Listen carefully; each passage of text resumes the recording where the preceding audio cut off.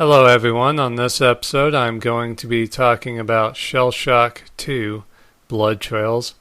This game came out in February 2009. I got it, I think, around my birthday in 2010, along with a shitload of other games. I'm not sure when I went through it though, I guess I might have gone through it in March. Oh, actually I think I went through it the day after my birthday. Okay, yeah, I just remembered that. Yeah, so this is a quasi-sequel to the 2004 game Shellshock Nam 67, which was a pretty good third-person shooter Vietnam War game. This one's a little different, though. It's a first-person shooter horror game, so yeah, a little different. But the game's made by Rebellion, and it's published by Eidos, who I'm a pretty big fan of Eidos. Rebellion, though, they're pretty good too. They did the Aliens vs. Predator game and the Sniper Elite games, so they're pretty good. When I got this, I basically sat down at 8 o'clock at night. I was just like, all right, I'll check this out. You know, I'm a big Vietnam War buff, and I'm a big horror game buff, so I just, sat down. I was like, all right, I'll check this out. The reviews for the game were pretty harsh, so I wasn't really sure what to expect. I mean, for all I knew, this was going to be a piece of shit. So I sat down at 8 o'clock, and at about 4 o'clock in the morning, I was done. I went through it in one night, and man, that was a crazy experience. Basically, as soon as I was done, the credits are rolling. They got Leonard Skinner's Free Bird playing during the credits. And I just all of a sudden realized that I've been kind of holding my breath in for like the last 5 hours. So I was like, oh man, my entire torso is really tight right now. So when I went to exhale, like, my abs, my entire freaking torso was killing me because I was so afraid and so tense and so intensely focused on the game that I had just been like holding my entire body rigid with the controller in my hands for like, I don't know, maybe the whole time it took me to go through it, but I mean, it was just, oof. I was hurting for like a day or two after that because of that, but I mean, I was so immersed in this game, and it's so scary to think of having to do this in real life. I mean, it was just crazy. You are basically a soldier named Nate Walker, who I'm not sure what year the game took place in, probably like 67, 68. So basically near the height of the Vietnam War. And you get a call that the Army wants you to come and see your brother, Cal, who just got back from like a secret Special Forces mission in Cambodia.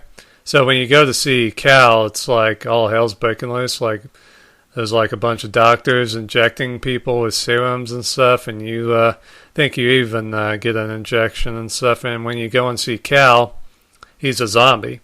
Of course, this is before zombies were really well known, so Nate doesn't know what his brother is. So Cal gets loose, and just all hell fucking breaks loose. You are in a South Vietnamese city, and just all the zombies are starting to come.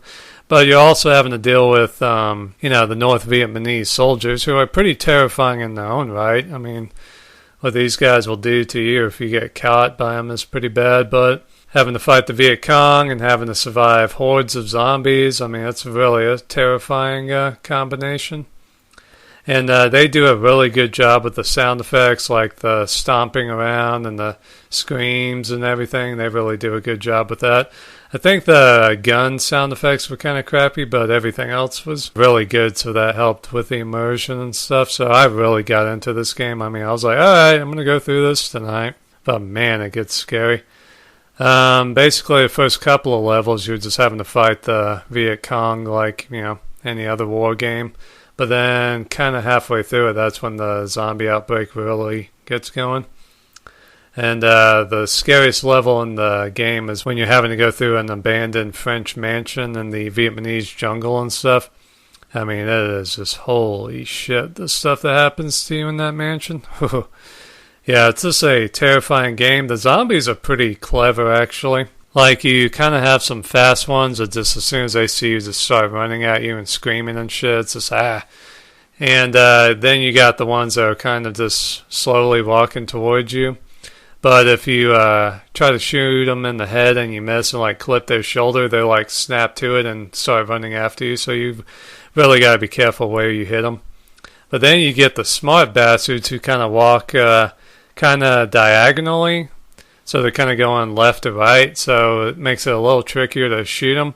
So while you're trying to shoot them, here comes a fucking runner from your left side who nails you while you're trying to shoot the guy walking diagonally. So you really got to be careful, especially indoors. I mean, you gotta have as much distance between you and the zombies as you can.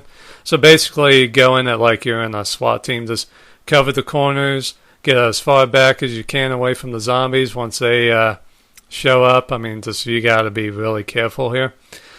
And naturally, I would suggest going through the game on the hardest difficulty. You get a lot of achievement points, and it really makes the game a lot more scary doing that. And I made Chili and Oopie both go through it, and man, you know, we played it at night, just like I did the first time, turned the volume all the way up. They really got immersed into it. They were terrified. I mean, it's a terrifying game. I remember, you know, making Chili go through the mansion, and he was just, holy shit. Oopie. And in the mansion, you run across these like super hard zombies to kill. We call them the Bushmen. They're basically American GIs who were carrying like 2 machetes, whose job it was to clear the brush and stuff from the jungle. So we call them Bushmen. And they take about 20 shotgun shells to the head. But you're having to fight them usually in a very small confined space. So you're like having to pump a few shotgun rounds into their head.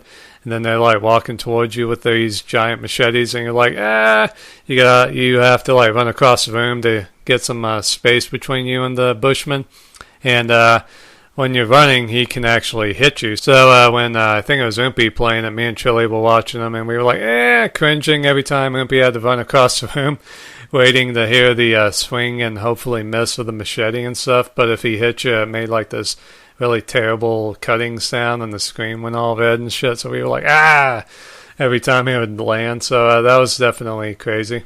But yeah, I mean, this is absolutely, I think, the most crazy zombie game I've ever played.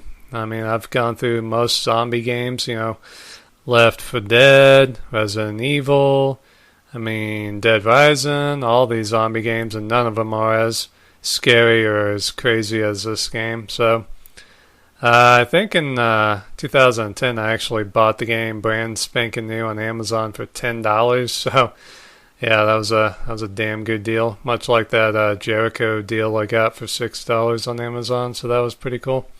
I'm pretty sure this game's very hard to come across now, but if you can, I can't recommend it to you more highly. It is a awesome game. And definitely play it in a house by yourself with the lights turned off and the volume turned way up. That way you can really get immersed and scare the shit out of yourself. So yeah, this was definitely one of the most scary experiences I've ever gone through. Basically, this and Silent Hill are the 2 most scary games I've ever gone through, I think. So definitely check this out.